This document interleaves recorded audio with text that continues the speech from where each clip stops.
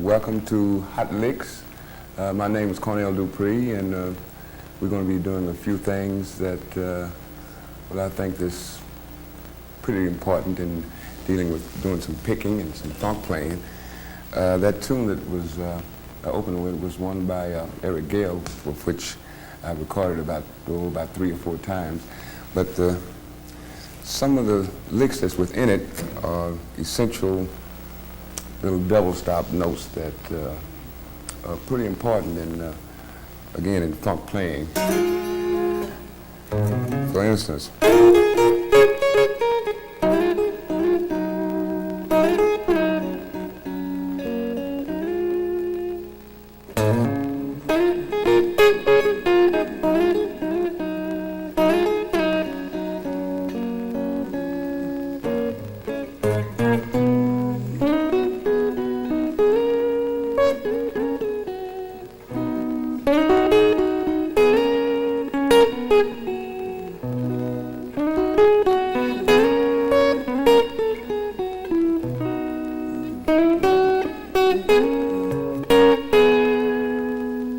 that's just one of the songs that's, that lick is important in. Another one is one I did with King Curtis a few years back called Memphis Soul Stew, which is this, that is one of the main licks that's in it. If you can get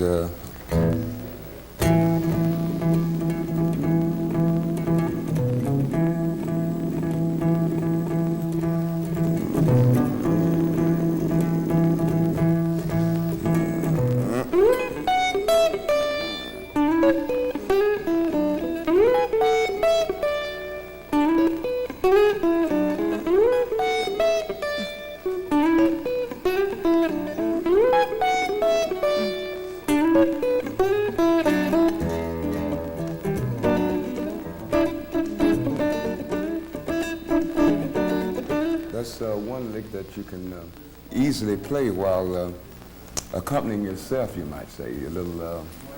It's a good feel just about for anything that's anything to do with rhythm and blues.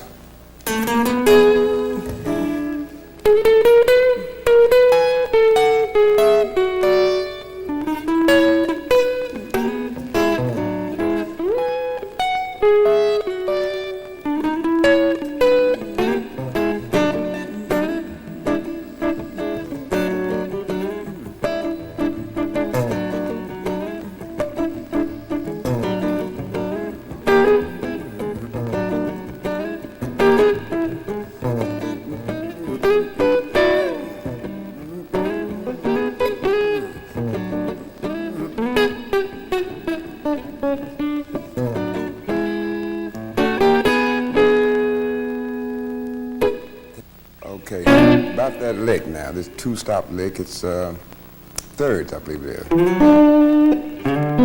Third and fifth. For instance, in G, it'll work with just about any 9 or 7 chord. In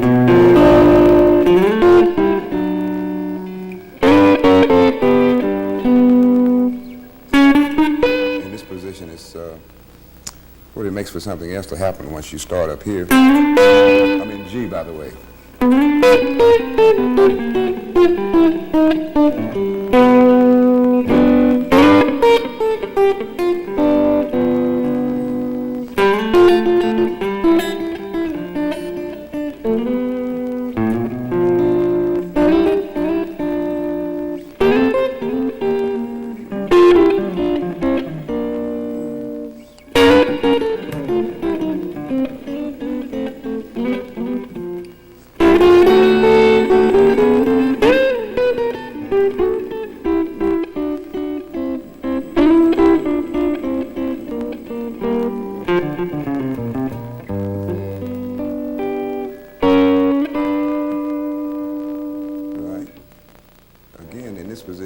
It's such an easy lick, and it's there at all times, especially on a 7 or a 9 chord.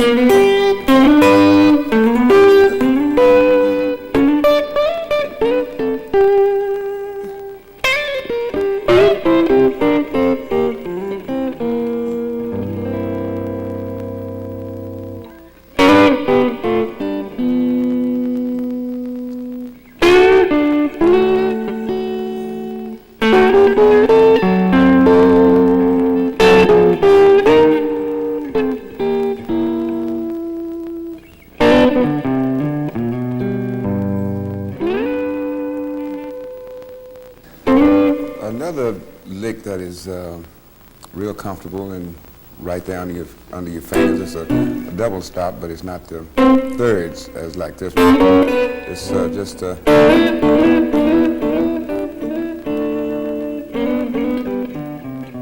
for instance, remember Rainy Night in Georgia.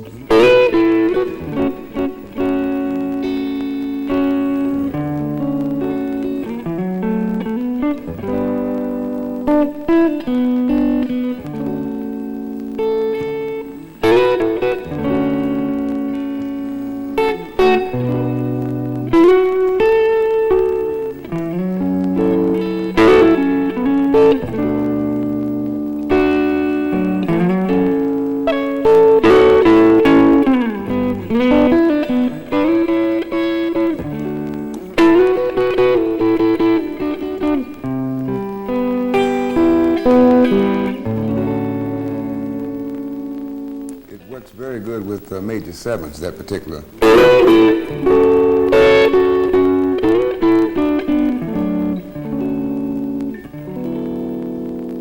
As opposed to the double stop, it works good on dominant sevens.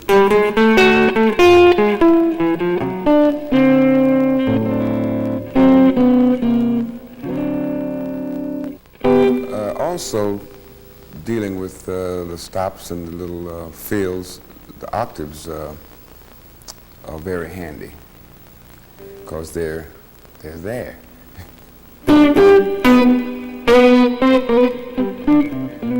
Another thing is depending on what kind of sound you want, like or maybe dealing with the two-finger picking as opposed to the pick alone.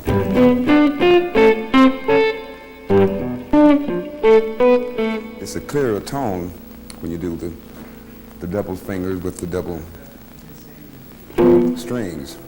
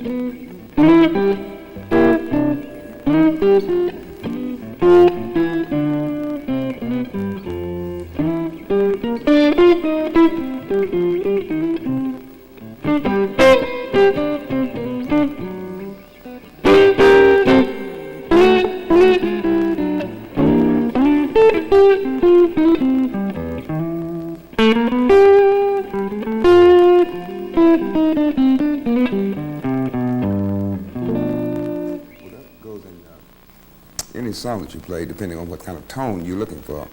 And myself, I use that finger there to do assorted little things that's necessary to get the tone done. Like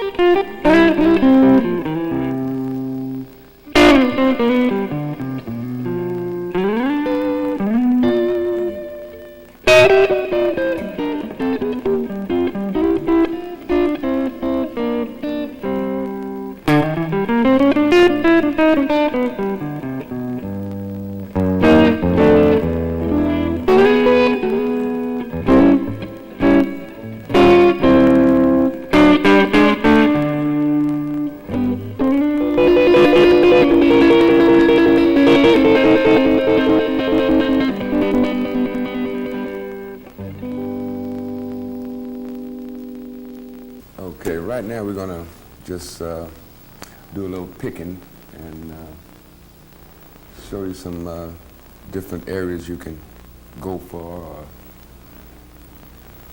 whatever you feel within the range. We're playing in the key of G, by the way.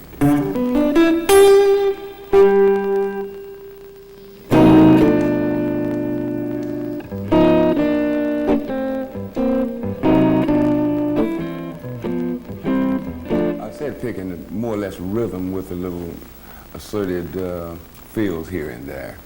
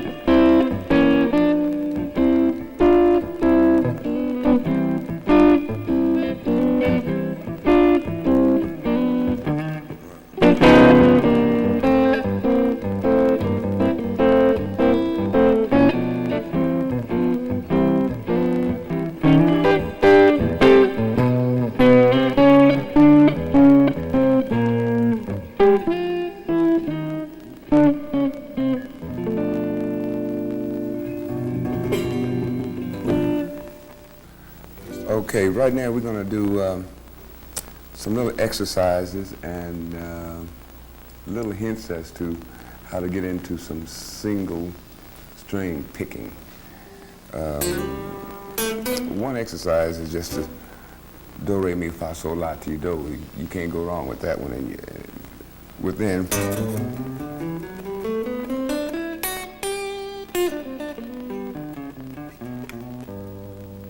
that's a G chord. We're playing in G, by the way. And you go to like a G9.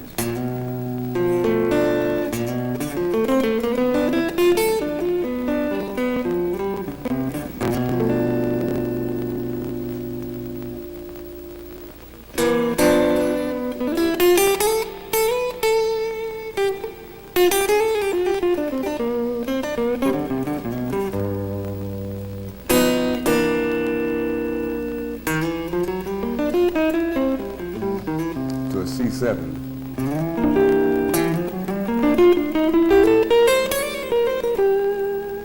Back to the G.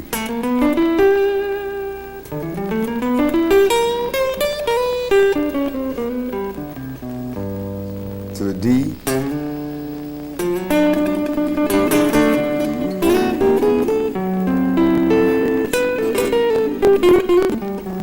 C.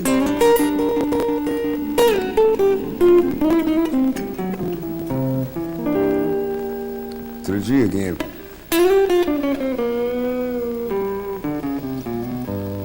That's a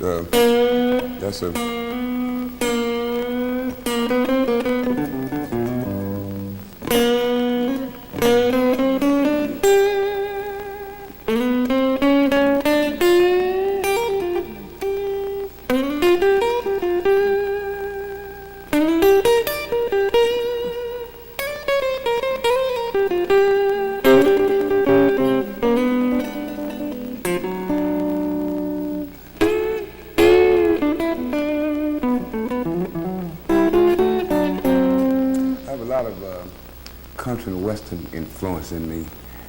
Coming up, I listened to a lot of country and western tunes, and I could not help but be influenced by some of it. So I got a kind of a mixture of country and western, bluegrass, and blues, funk. So I guess that's why I sound the way I sound, or I do what I do, or play what I play. I kind of mix it all up together. In fact, there's not too much difference between the blues and the country and western, really.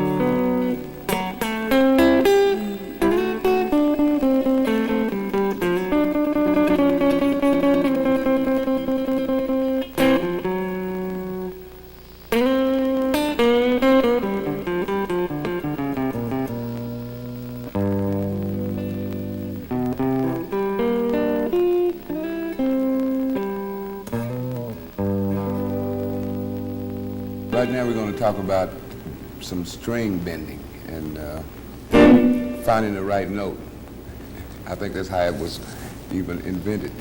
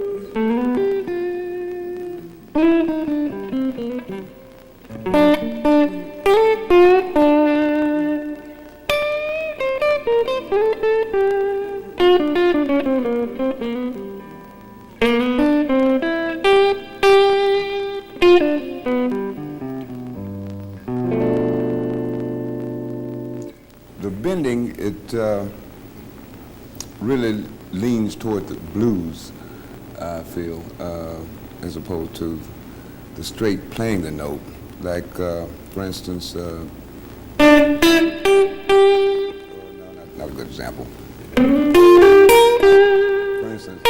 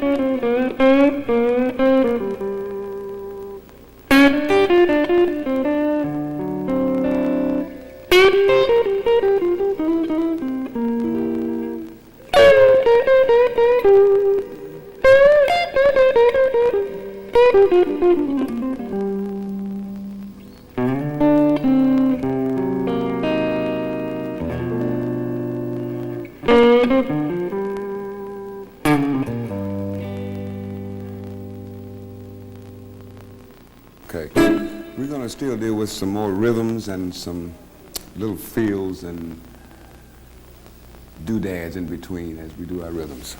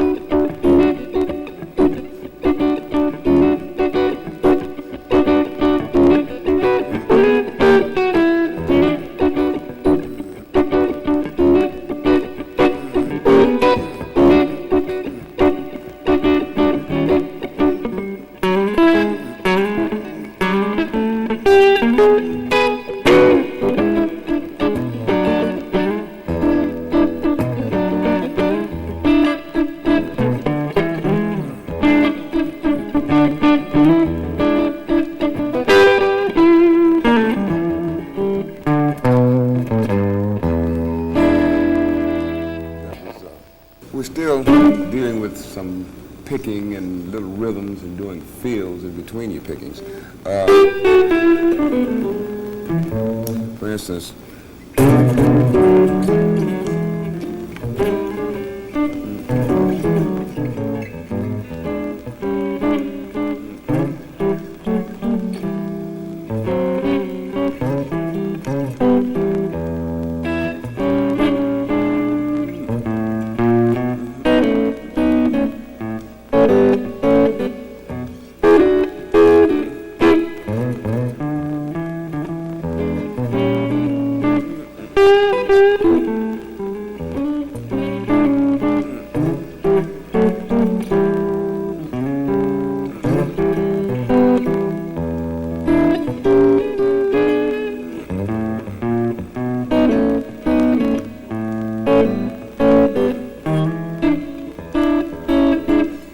you always base your rhythm accordingly to the other players in the band, especially the bass player and the drummer.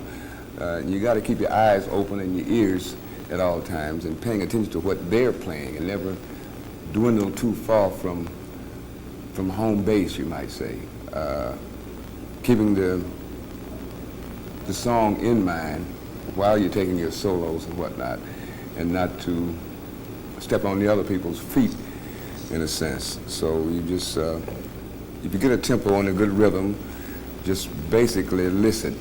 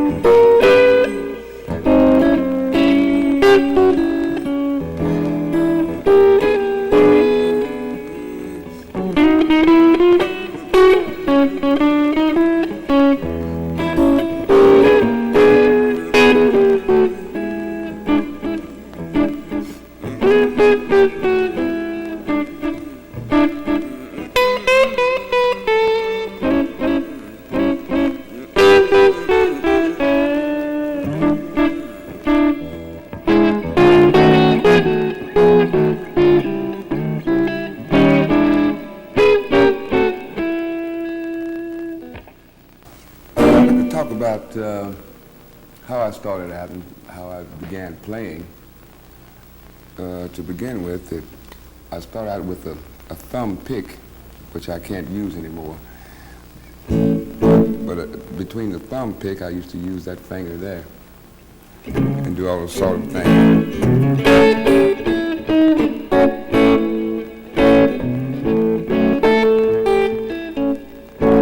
Then I wanted to get up to date and do some picking after I learned the guitar a little bit, which is one thing you must do.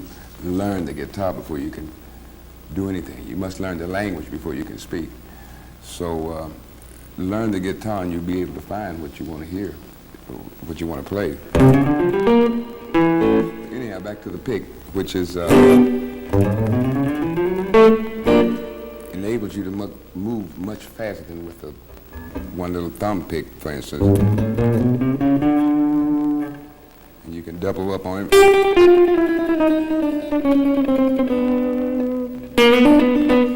And when I started using the plectrum, I had to start to use this finger in place of this one, because this one was holding the plectrum, of course.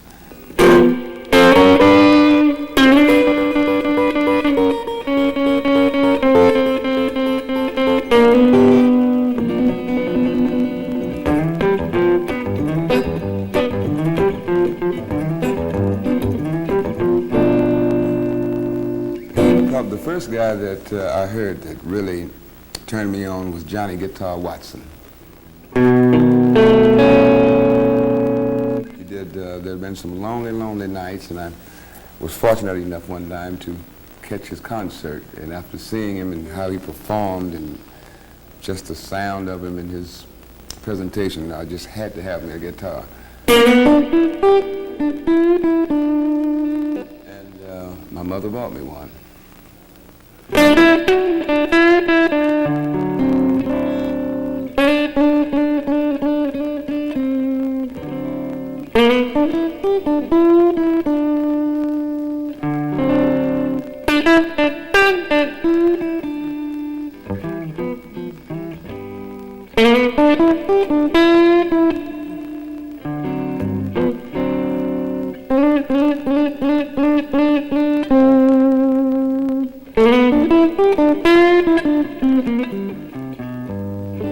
Another gentleman was Mr. Billy Butler, who did the original honky tonk, the solo, and his touch was so unique, and that's how he got those beautiful tones that he got from honky tonk. Again.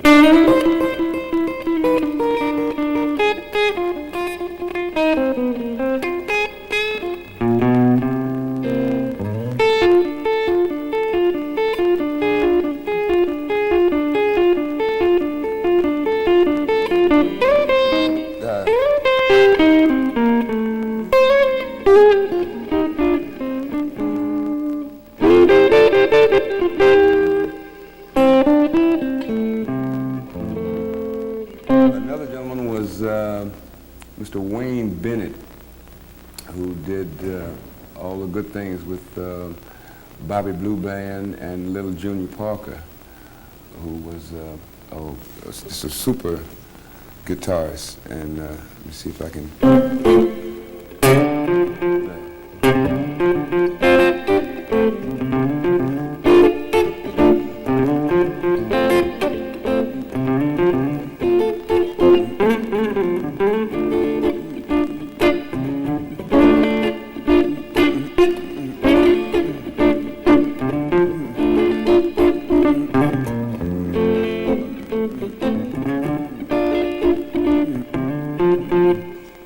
And who played the blues. His style of blues was very unique, that he was really a cross between a jazz and blues, the tone and the texture of his guitar.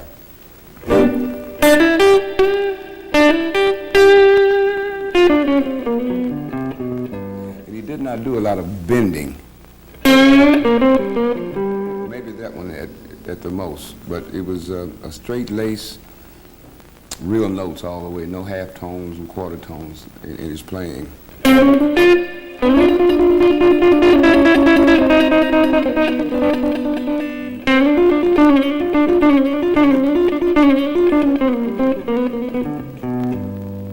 Something like that he used to play.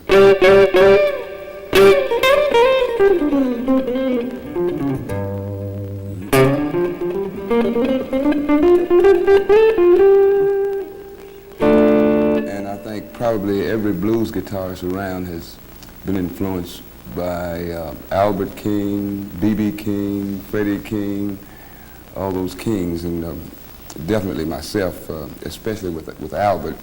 I just loved his style, his flavor, and his choice of notes. He's not a busy player, he's not all over the neck, and he just picked those choice notes that meant something, that said something, the words that to describe what he's doing. And once you hear him, you know it's him. I'm talking about pulling strings and quarter tones and every tone you could name, he could do it on one string.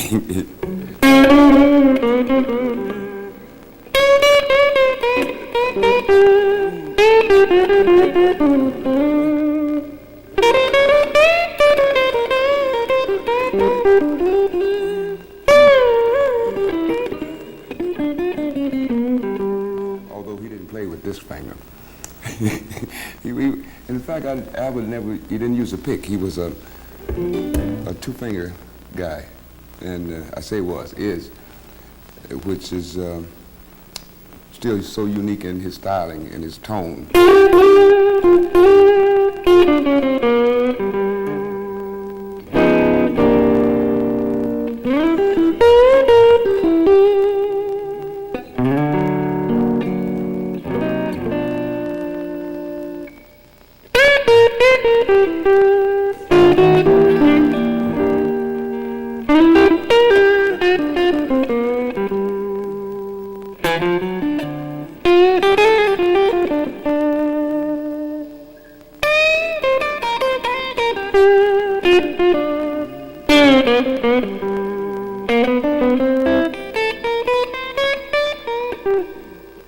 Speaking of influences, I didn't mention T-Bone Walker, who one of his licks in particular that he always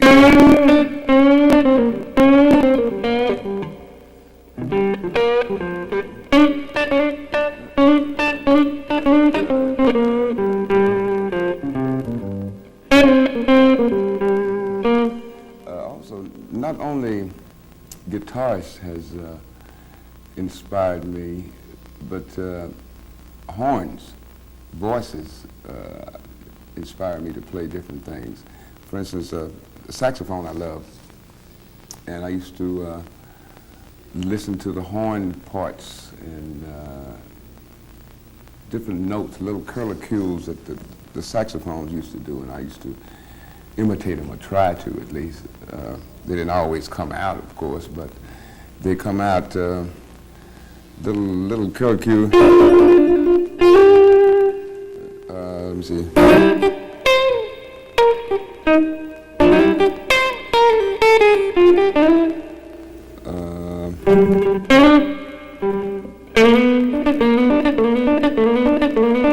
One of them yakety sax licks.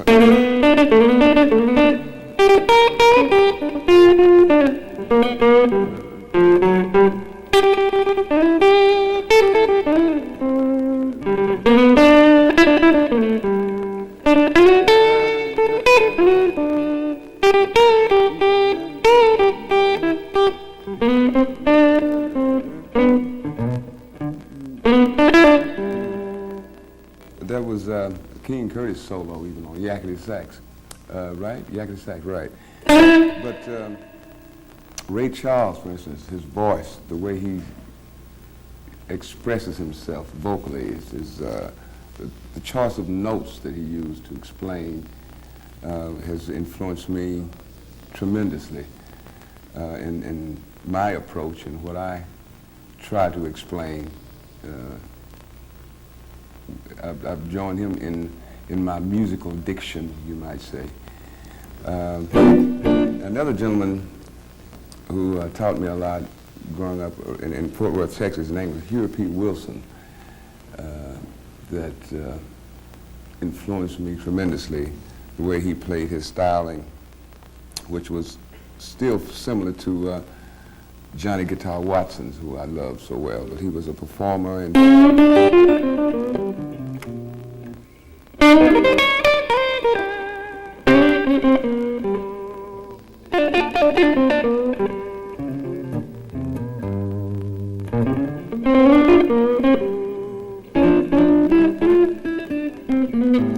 he could play with one hand.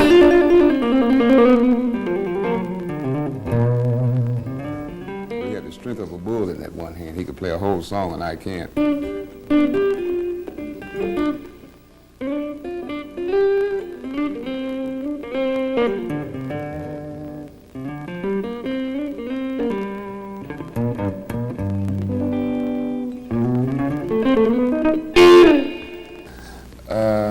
I've had some jazz influence, but I wasn't really a jazz fan. Probably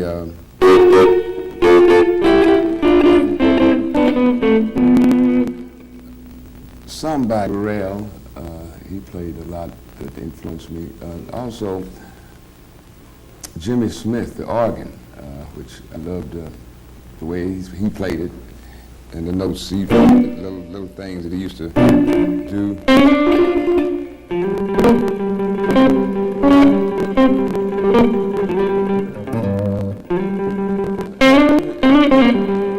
That is an organ lick.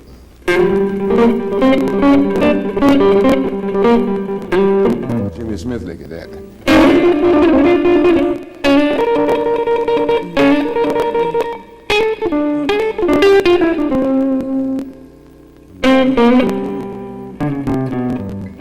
Usually, not really jazz, but I'll just go to a ninth chord, which is a little out from the dominant sevenths.